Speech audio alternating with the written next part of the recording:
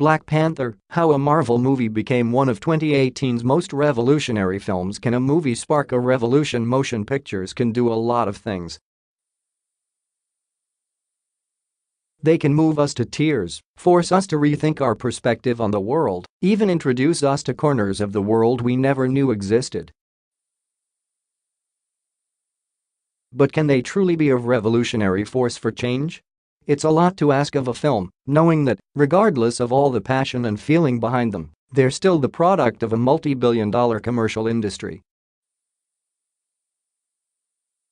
After all, what's the one thing most, if not all, successful industries try to avoid?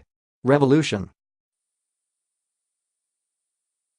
But that's the question being posed right now as Marvel's latest comic book adaptation, Black Panther, roars its way into theaters around the world. And the answer for many, when it comes to this very movie, is a resounding yes. It can. In fact, in its own way, it already has. You don't have to go too far back to hit the point in time when the idea of one of the biggest commercial studios in the game coughing up many millions of dollars to both make and market a superhero film starring a predominantly black cast, helmed an African-American director, set in a prosperous, if fictional, African nation that didn't focus squarely on the historical global suffering of black people would get you laughed out of the room. We're talking just a few years here. They'd have sooner put a giant green monster who returns to his straight, white male form when he stops being so angry, of course, at the center of a film. In fact, they did. More than once.For years, Hollywood has told people of color and other marginalized groups that their stories aren't universal enough, that they aren't profitable enough globally. When a film focused on such a story did get made, it would generally be quickly ghettoized into its own subgenre of film, as though its subject matter precluded it from being considered cinema, full stop. And if it was a commercial success? Well, that's a fluke, a one-offmdash, certainly not something for studio heads to consider a viable path to profits. So we've waited. And we've waited. And we waited some more. And now, we're finally here, with director Ryan Coogler delivering Chadwick Boseman's King T'Challa and his glorious kingdom of Wakanda in the hopes of, much like last year's smash hit Wonder Woman did before it, giving an underserved community the opportunity to finally see a superhero who looks just like them. And that, in and of itself, is revolutionary, my friends. This movie is hard to imagine. Forrest Whitaker, who plays Zuri, one of Wakanda's elder statesmen and advisors to T'Challa, told E! News's Justin Sylvesternbsp when asked if he ever thought a movie like this would ever see the light of day. I could see lots of films coming forward and peeking their head and showing us something different that we haven't seen before. This one has so many different layers, so many different messages, so much humor and pathos and pain, you know what I mean? I think it's unique.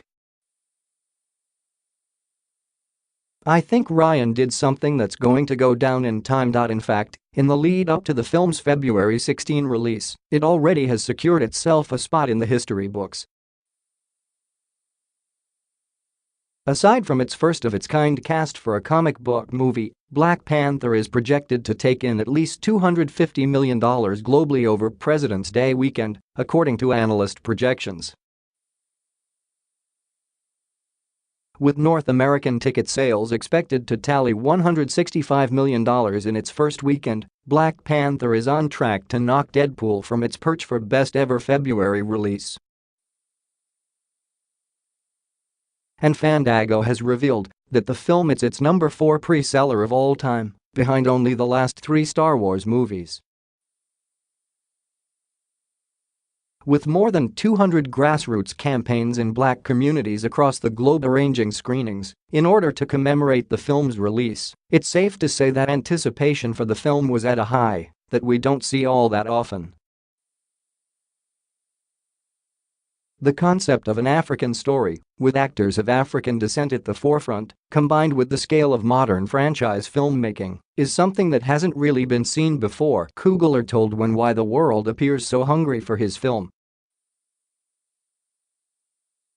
You feel like you're getting the opportunity of seeing something fresh, being a part of something new, which I think all audiences want to experience regardless of whether they are of African descent or not. Of course, the revolutionary nature of the film, which recontextualizes the character we met in 2016's Captain America: Civil War as a newly crowned king returning to his highly advanced nation, which has set itself apart from the rest of the world in order to guard its technological secrets, doesn't stop there.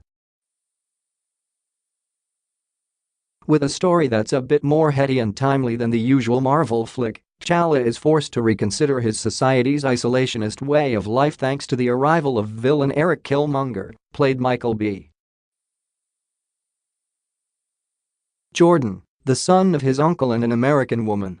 Having been raised in America and forced to endure all the racism and discrimination that comes along with it, Killmonger wants the Wakandans to share their metaphorical wealth with the oppressed people of the world to help shift the balance of power in favor of those who have historically been denied it.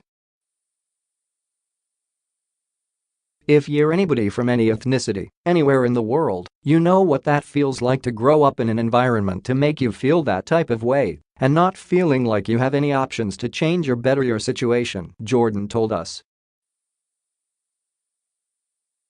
There's a version of that in Killmonger, and having identity issues, not necessarily knowing where you come from, and then finding out. The overall conversation of what it is to be African or African American is definitely one of those things, he added. Drawing that bridge between the connection, I think it's going to start a conversation a lot of people didn't even know should be had. If Get Out, Jordan Peele's Oscar-nominated social demons thriller, was 2017's most revolutionary film for the way it forced us to consider race in America, then Black Panther takes the baton and runs with it for the way it forces us to celebrate resounding, both African and human. I think one of the large messages is to recognize that we have a responsibility to each other, to uplift each other, and to be one.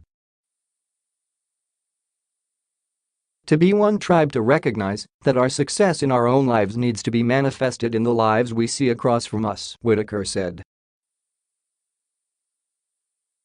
I think of that all the time when I'm working.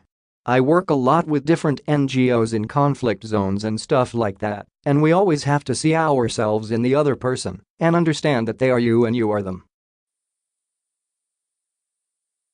And if you have that understanding, you'll treat them differently, and you work hard to make sure that their lives are uplifted.